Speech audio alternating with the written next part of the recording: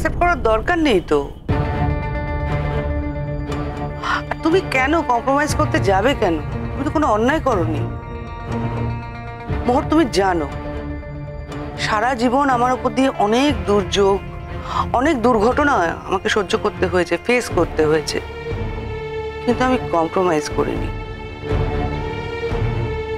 আমাকে একাই থাকতে হলো প্রায় অর্ধেক জীবন, তাই না? আর তাছাড়া তুমি তো কোনো অন্যায় করোনি। হ্যাঁ, ওর কর্তব্য একবার গিয়ে বলবে যে তুমি এটা করোনি, ব্যাস। হ্যাঁ মা, তাছাড়া সেখানে আমার বইপত্রগুলো আছে, বইপত্রগুলো আমাকে আনতে হবে। আমি তো জানতাম না শঙ্খ আমার কাছ থেকে এইভাবে মুখ ফিরিয়ে নেবে। যদি আমি জানতাম তাহলে আগেই আমি বইপত্রগুলো নিয়ে চলে আসতাম। ঠিক আছে, কাল তুমি যেও, শঙ্কর সাথে আলাদা করে একটু কথা বলে এসো। না স্যার, ও আমার সঙ্গে আলাদা কোনো কথা বলবে না। তোমাদের মধ্যে তো আগেও অনেক গন্ডগোল হয়েছে মোহর, গন্ডগোল মিটেও গেছে। এবারও আমি আশা করছি গন্ডগোল মিটে যাবে, সব ঠিক হয়ে যাবে। স্যার, এখনকার গন্ডগোল আর তখনকার গন্ডগোলের মধ্যে এতটাই তফাৎ যে আমি একবারও ভাবতে পারছি না যে এখনকার গন্ডগোল মিটে যেতে পারে। আর যদি মিটেও যায় স্যার, যদি শঙ্খ নিজের ভুল বুঝতেও পারে, তাহলে আমার জীবনে যে এতগুলো সময় আমি কষ্ট পেলাম তার কি কোনো দাম নেই? ও মুখ ফেরালে আমাকে সরে থাকতে হবে, ও মুখ ঘোরালে আমাকে আবার তার সঙ্গে থাকতে হবে, তার তো কোনো মানে নেই স্যার। সেটা তো হতে পারে না। ওকে তো বুঝতে হবে প্রত্যেকটা মানুষের আত্মসম্মান আছে, প্রত্যেকটা মানুষের আত্মমর্যাদা বজায় রেখে বাঁচার অধিকার আছে। বেশ, শঙ্খ যদি আমার কাছ থেকে মুখ ফিরিয়ে থাকতে চায় তাহলে ওই তাই থাকুক। আমার দায় প্রমাণ করার, যে কথাগুলো আমার নামে উঠেছে সেইগুলো মিথ্যে। আমি জানি না আমি কি করে প্রমাণ করব। ঈশ্বর আমাকে সেই সুযোগ দেবেন কিনা আমি কিচ্ছু জানি না, কিন্তু যদি সেই সুযোগ দেন তাহলে আমি শঙ্কর কাছে প্রমাণ করব যে আমি এই কাজটা করিনি, আমি এই ভুল কাজটা করিনি।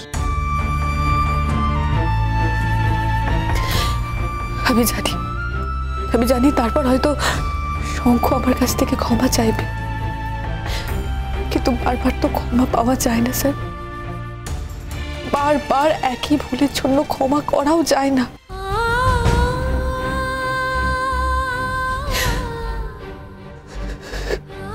কেঁদো না এত, চোখ মুখ একেবারে শুকিয়ে গেছে তোমার, দেখছো তুমি? এত বড় একটা ধাক্কা, এতেও কি আমার চোখ মুখ শুকোবে না? তবে এই কথা ঠিক, আমি শঙ্খকেও দোষ দিচ্ছি না। সবার সামনে তো শঙ্কর মুখ ছোট হয়েছে, ও তো কথাগুলো আমার গলাতেই শুনেছে। তখন হয়তো তুলিয়ে ভাবতে পারেনি, হয়তো পরে ভেবে ও বুঝতে পারবে আমার কোনো দোষ নেই। কোনো টেকনোলজি ইউজ করে সেটা আমার গলা বসানো হয়েছে। না না, কথাগুলো তুমি নিশ্চয়ই বলেছো, তাহলে এগুলো তোমার মুখে বসালো কেমন করে? কোনো না কোনো দিন কোনো ভাবে হোক এই কথাগুলো তুমি বলেছোই। না, অন্য কনটেক্সটে বলেছে, আর ওরা যেটা ওদের মানে সুবিধে সেই মতো কথাগুলো বসিয়ে নিয়েছে। সিম্পল টেকনোলজি মোহর। আমি জানি না এক্স্যাক্টলি কি হয়েছে, আর অন্য কোনো কনটেক্সটেও তো আমার এই ধরনের কথা বলার কথা নয়।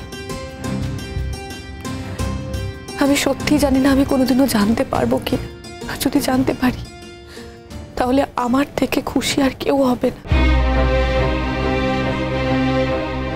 আমি আর কিচ্ছু না, আমার জন্য শঙ্কর যে মুখ ছোট হয়েছে আমি চাই সেই মুখটা আবার উজ্জ্বল হোক। আমার জন্য যেন শঙ্কর কোনো গ্লানি না হয়,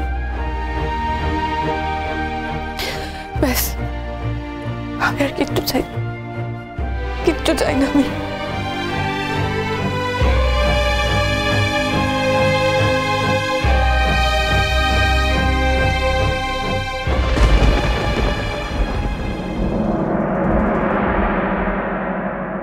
আমি এখনো বিশ্বাস করতে পারছি না, যে মোর এরকম ধরনের একটা কাজ করতে পারে। কিন্তু বিশ্বাস করার মতো সব উপাদানই তো ছিল শঙ্খ।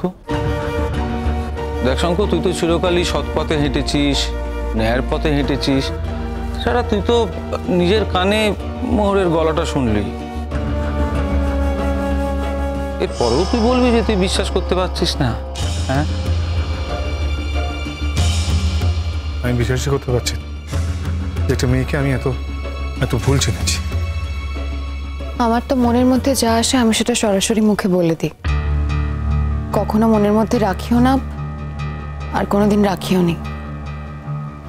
আসলে কি বলতো শঙ্খ, মোহর না কোনোদিনও ওর মনটা তোমাকে দেখতেই দেয়নি, তাই মোহরের মনের মধ্যে কি চলছে সেটা কোনোদিন তুমি বুঝতেই পারোনি, সবসময় ওই বাইরেটা দেখিয়েছে। শঙ্খ, তুমি নিজের কানে কি শুনেছো যে এটা মোহরের গলা? হ্যাঁ ছোটমা, আমি যদি নিজের কানে না শুনতাম তাহলে আমি বিশ্বাসই করতে পারতাম না ছোটমা। আমি নিজের কানে শুনেছি, এই কানে শুনেছি মোহর ওই মেয়েটাকে সব শেখাচ্ছে, মেয়েটার ফোনে এই সমস্ত কিছু রেকর্ডিং করাচ্ছে।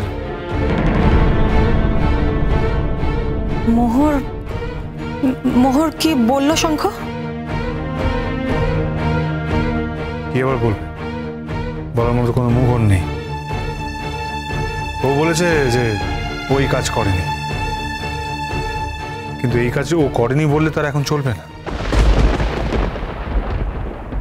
যাই হোক, এই যে এত বড় একটা ঘটনা ঘটে গেল মহারাজ, এখন তুমি আমাকে বলো, তুমি যাকে বিয়ে করেছো, আমার হাজার আপত্তি সত্ত্বেও আমরা তাকে মেনে নিয়েছি। কেন জানো? কারণ তোমার প্রতি আমার যথেষ্ট দুর্বলতা আছে। আমার তো বয়স হয়েছে, আমরা আগে থেকে বুঝতে পারি কে কিরকম মানুষ, কিন্তু তুমি বুঝতে পারো নি। আসলে তোমারও তো দোষ দেই না মহারাজ, তুমি মনের দিক থেকে ভেতরে ভেতরে একটা অত্যন্ত সৎ, একটা ভালো ছেলে।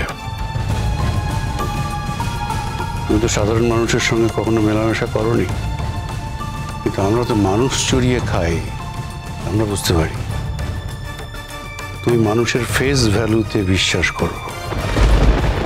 যাই হোক, তুমি আমাকে এখন বলো এখানে দাঁড়িয়ে যে এই মুহূর্তে আমি যদি তোমার বউকে আমার বাড়িতে অ্যাকসেপ্ট না করে নিই,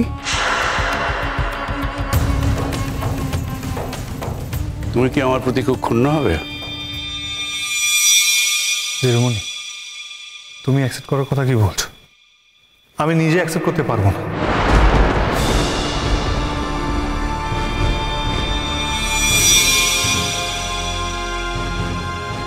হ্যাঁ, আমি মানছি যে ওর হয়তো এই বাড়ির কোনো মেম্বারদের ওপর রাগ আছে, হতে পারে। তার মানে এই নয় যে আমার বাড়ির মেম্বারকে ও সবার সামনে ওইভাবে ছোট করে, অসম্মান করে। যে আমার সম্পর্কে এই ধরনের কথাগুলো বলতে পারে তাকে আমি জীবনে কখনো অ্যাকসেপ্ট করতে পারবো না। যেটা মনে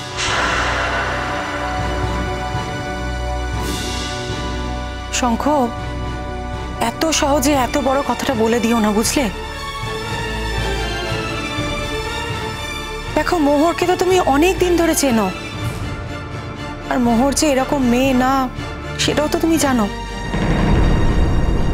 মোর এরকম একটা মেয়ে নয়তো কিরকম মেয়ে তুমি আমাকে বলো। যে কথাগুলো বলেছে সেগুলো মোহরই বলেছে, আমি তো নিজের কানে শুনেছি। তাহলে এরপর আর কি বলা থাকতে পারে, তুমি আমাকে বলো।